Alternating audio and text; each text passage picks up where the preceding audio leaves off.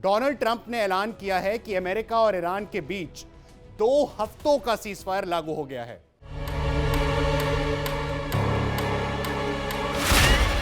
हजारों लोगों की मौत हुई, लाखों बेघर हुए और वैश्विक अर्थव्यवस्था पर गहरा असर पड़ा।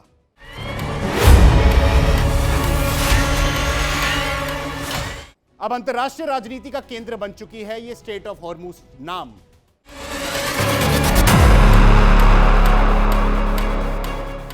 और आपको आपकी जानकारी के लिए बता दें कि पाकिस्तान में तो इमरजेंसी लगी हुई है। 5 डेज वर्किंग, रात के 8 बजे के बाद शादी नहीं, रात के 8 बजे के बाद आप ऑफिस में काम नहीं कर सकते।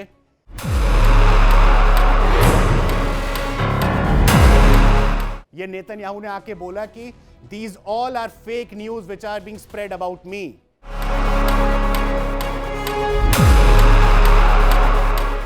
इराक, लेबनान, यमन और इन सभी मिडिल ईस्ट देशों के युद्ध की पूर्ण समाप्ति चाहता है।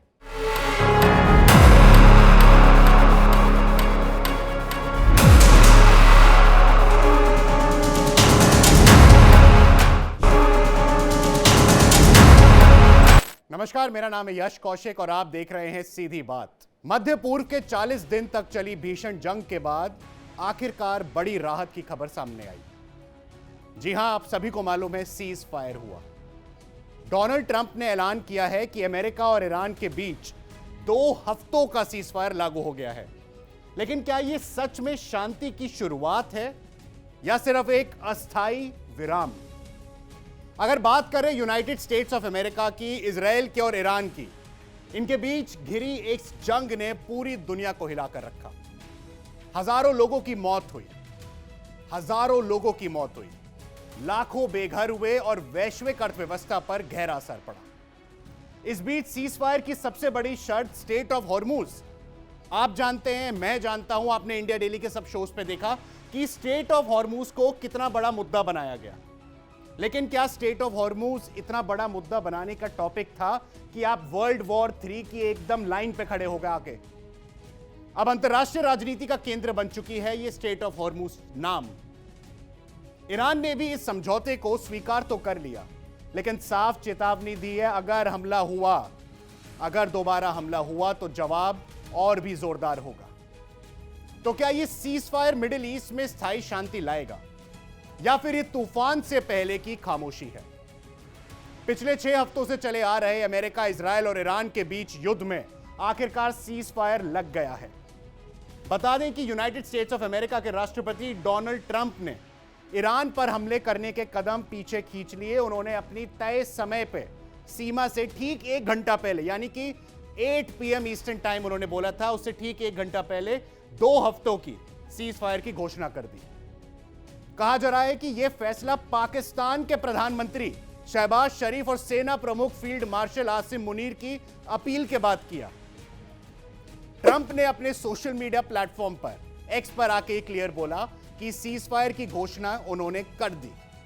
उन्होंने कहा है कि सीजफायर की अहम शर्त यह है कि ईरान को स्ट्रेट ऑफ हॉर्मुज खोलना होगा सभी शिप्स के लिए। यह सभी देश के लिए बेहद जरूरी भी है। इसके साथ यह भी कहा गया कि यूएस अपने ज्यादातर सैन्य उद्देश्य हासिल कर चुका है। यानी अगर सिंपल शब्दों में बात करें तो अमेरिका यह घोषित कर चुका कि युद्ध हम जीत चुके हैं। अब ये ईरान के साथ एक शांति समझौते के करीब हैं या फिर एक ये भीगी बिल्ली की तरह अमेरिका इस जंग से भागा है? ट्रंप ने अपने पोस्ट में बताया कि ईरान ने उसे एक 10 सूत्रीय प्रस्ताव भी भेजा है। आज इस सीधी बात के एपिसोड में वो 10 सूत्रीय प्रस्ताव क्या है, उस पर थोड़ा डिटेल में बात करेंगे। वैसे बातचीत का आधार मानते हैं, उनका कहना है कि 2 हफ्ते का ये सीज फायर, यानी ये 14 दिन, दोनों पक्षों को समझौता के किसी फैसले पर पहुंचाएंगे, अंतिम रूप देंगे, समय देंगे। लेकिन ईरान ने यूएस के सीजफायर के प्रस्ताव को स्वीकार कर लिया है या नहीं? ईरान के विदेश मंत्री सैयद अब्बास अरागची, यह नाम आपने बहुत बार सुना होगा सीधी बात के एपिसोड्स में, उन्होंने एक्स पर पोस्ट करा कि अगर यूनाइटेड स्टेट्स ऑफ अमेरिका और ईरान पर सभी हमले रोक देते हैं तो ईरानी सेनाएं भी अपनी रक्षात्मक अभियान रोक देंगी। इसके साथ ही अरागची ने युद्ध खत्म करने के लिए पाकिस्तान के प्रधानमंत्री शहबाज शरीफ और सेना प्रमुख आसिम मुनीर की कोशिशों की सराहना करी और उन्हें धन्यवाद दिया। मैं एक्चुअली ये पूछना चाहूंगा दर्शकों आपसे, क्या पाकिस्तान के प्रधानमंत्री और फील्ड मार्शल आसिम मुनीर, क्या वो सही में शांति के बारे में सोच भी सकते हैं? ये वो देश के लीडर हैं जो टेररिज्म फैलाते हैं, जो टेररिज्म की फंडिंग करते हैं पूरे विश्व में। क्या वो सोच भी सकते हैं कि हम एक युद्ध को रुकवाएं? उन्होंने कहा कि ईरान की सर्वोच्च राष्ट्रीय सुरक्षा परिषद ने 2 हफ्ते के सीजफायर पर सहमति तो दे दी। इस दौरान ईरान की सशस्त्र सेनाओं के सामान्य स्टेट ऑफ हॉर्मुज से सुरक्षित मार्ग की अनुमति भी दी जाएगी। यानी स्टेट ऑफ हॉर्मुज से सारे शिप्स गुजर पाएंगे। स्टेट ऑफ हॉर्मुज, और वहां पे बेहद वो अहम पॉइंट, स्ट्रेटेजिक पॉइंट। आप सबने देखा पूरे विश्व में, इंडिया में, मिडिल ईस्ट में, ऑस्ट्रेलिया में, इंडोनेशिया में इमरजेंसी जैसे हालात लग गए। और आपको आपकी जानकारी के लिए बता दें कि पाकिस्तान में तो इमरजेंसी लगी हुई है। 5 डेज वर्किंग, रात के 8 बजे के बाद शादी नहीं, रात के 8 बजे के बाद आप ऑफिस में काम नहीं कर सकते, क्योंकि दुनिया का लगभग 20% ऑयल सप्लाई इसी मार्ग यानी कि स्टेट ऑफ हॉर्मुज से गुजरता है।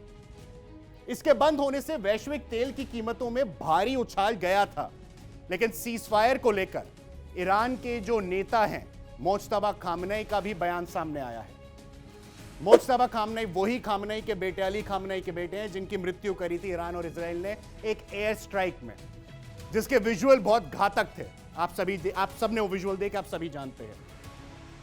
मोज्तबा ने सभी ईरानी सैन्य दलों को आदेश देते हुए कहा कि वे संयुक्त राज्य अमेरिका के साथ 2 हफ्ते के संघर्ष विराम समझौते के लिए तहत तुरंत गोलीबारी बंद कर देंगे। यह बयान ईरान के सरकारी टेलीविजन पर प्रसारित भी हुआ, यानी कि यह सोशल मीडिया बज़ नहीं है, यह ऑफिशियल न्यूज हम आपको बता रहे हैं। बयान में खामेनेई ने कहा कि यह जंग का अंत नहीं है, लेकिन सभी सैन्य शाखाओं को उनके आदेश का पालन करना होगा। फिलहाल गोलीबारी रोक दी गई है। इसके साथ ही यह भी स्पष्ट किया गया है कि अगर अमेरिका या इजराइल में से कोई भी सीज फायर तोड़ते हुए कोई आक्रामक कदम उठाता है तो ये उसे पूरी ताकत, उल्टी ताकत से जवाब भी देंगे। युद्ध 28 फरवरी को शुरू हुआ था। अब ऑलमोस्ट 40 दिनों के बाद यह संघर्ष विराम लागू किया गया है।